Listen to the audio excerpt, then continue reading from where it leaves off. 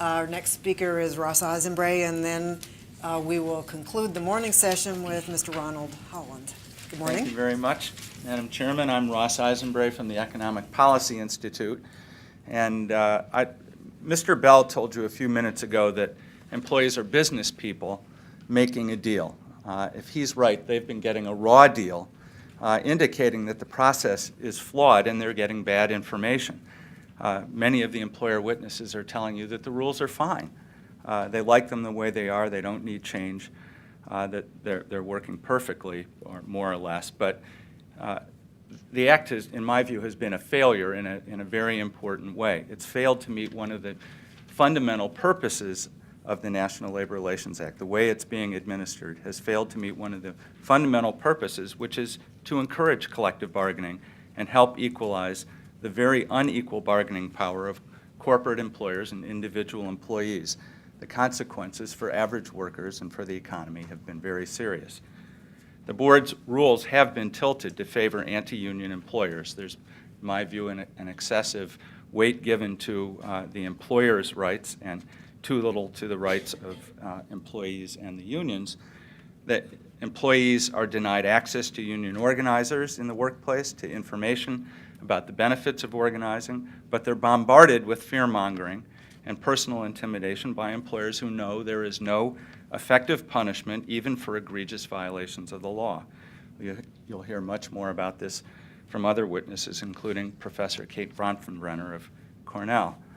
The proposed rule will help level the playing field a little by making it easier for unions and employees to communicate with each other and by reducing procedural delays that serve only to create opportunities for anti-union employers to intimidate workers.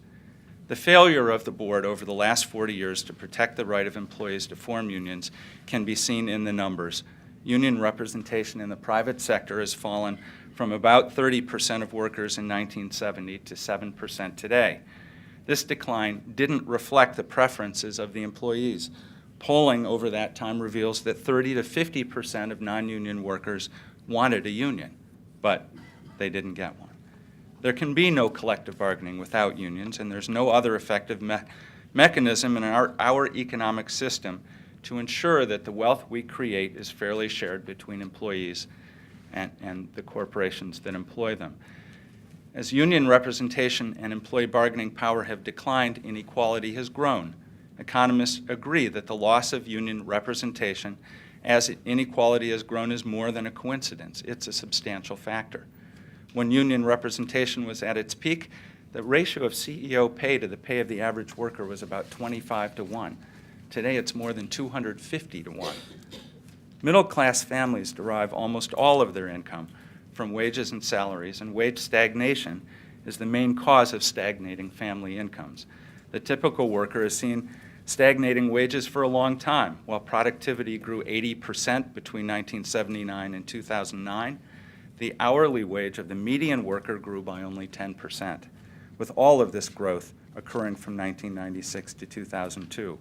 Workers have produced more and more, but they haven't had the leverage in the workplace to win a proportionate share of the nation's growing wealth. The share of national income claimed by the bottom 90% of Americans fell from 65% in 1968 to just 52% in 2008, while the share of the top 1% nearly doubled from 11 to 21%.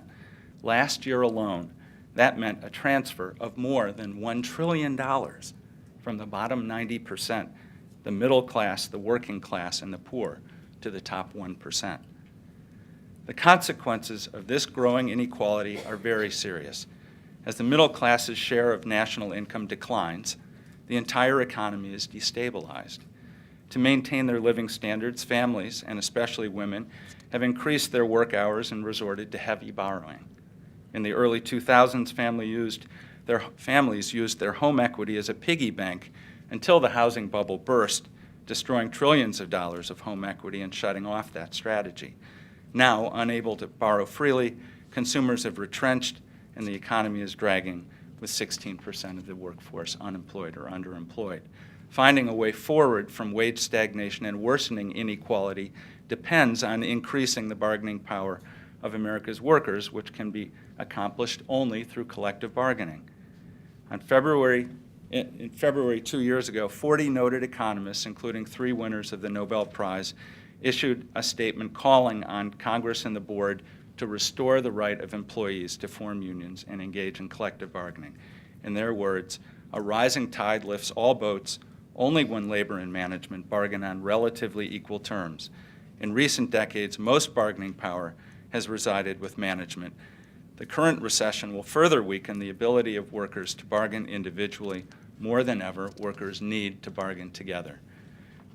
To sum up, the proposed rule will provide some modest help. It provides better access for employees to unions and for unions to employees through the changes in the Excelsior list. And anything that does away with unnecessary delay is a good thing that will prevent employees from being subjected to campaigns of fear and harassment, which they are currently subjected to. Thank you very much. Thank you for contributing your perspective here. Does anyone have any questions? Just quickly, are you? I'm trying to understand what you're suggesting is the appropriate metric for us to be determining whether or not our procedures and rules with regard to representation cases are fair. I'm suggesting that when you're balancing and you're paying excessive attention to the rights of employers, to their free speech rights, and losing sight of the bigger issue, which is, are you succeeding in one of the Act's fundamental purposes of encouraging collective bargaining? You've got to look at your record and say, we've been failing. And you should, therefore, when you're making those balances, be more considerate of the right of employees to get the union that they want. Well, that suggests to me that you would then judge the efficacy of our rules by in how many instances it leads to a union certification. Is that correct?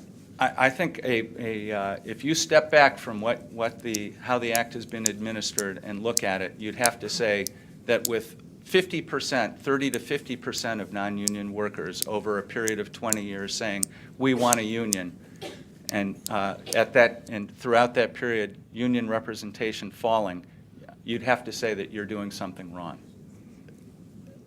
I'm asking how you judge in terms of petitions that are filed. Are our rules better if they yield a higher number of certifications of union wins? Is that premise?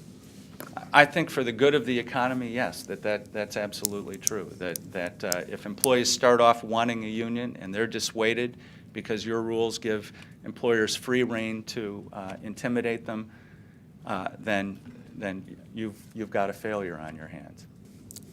Thank you. Anything else? Thank you, Mr. Eisenbrey, for being with us today.